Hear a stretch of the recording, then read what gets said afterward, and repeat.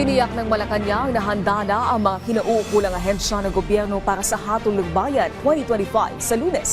Wala naman daw nakikitang problema ang palasyo sa pagkakaroon ng international observers sa paparating na halalan.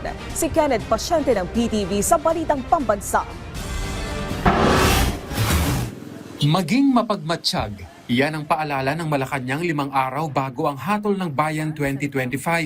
Ayon kay PCO Undersecretary at Palace Press Officer Attorney Claire Castro, asahan na raw ang pagkalat pa ng mga maling balita ngayong election season para siraan ang pamahalaan. Kaya panghihikayat nito sa mga botante, maging maingat sa mga paniniwalaang impormasyon online. Pinaalalahanan din niya ang publiko na huwag ibenta ang dignidad o isaalang-alang ang bansa para sa interes ng iba. Huwag niyo pong ibenta ang inyong dignidad. Huwag ibenta ang bansa sa ibang mga bansa na maaaring may interes dito sa ating teritoryo, sa ating soberenya. Iginiit din ng palasyo na dapat maging mapanuri sa mga ibinabahaging posts na tanging layunin ay siraan ang pamahalaan. Bukas anya ang gobyerno sa mga puna, pero dapat ay base ito sa mga ebidensya at may basehan.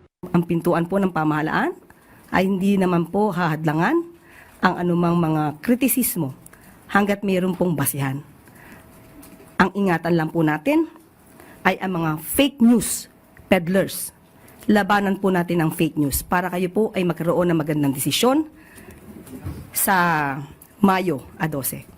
Wala naman daw nakikitang problema ang palasyo sa pagkakaroon ng international observers sa paparating na halalan. Nasa bansa ngayon ang United Nations Election Observers Team na kinabibilangan na ngayon ng nasa 226 na miyembro na ide-deploy sa iba't ibang bahagi ng bansa ngayong eleksyon.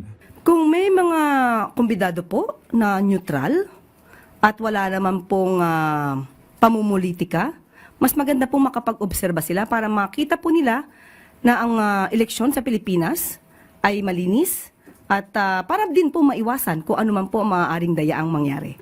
Tiniyak naman ng palasyo na handa na ang mga kinaukulang ahensya ng gobyerno para sa araw ng botohan sa Lunes. Katunayan, itinatag na ang DepEd Election Task Force para sa real-time monitoring sa buong bansa.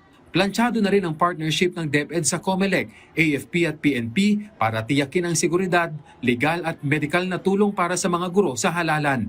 At ang sabi po ni Secretary Angara, sa araw ng halalan, kasama ng mga guro at kawani ang buong puwersa ng pamahalaan.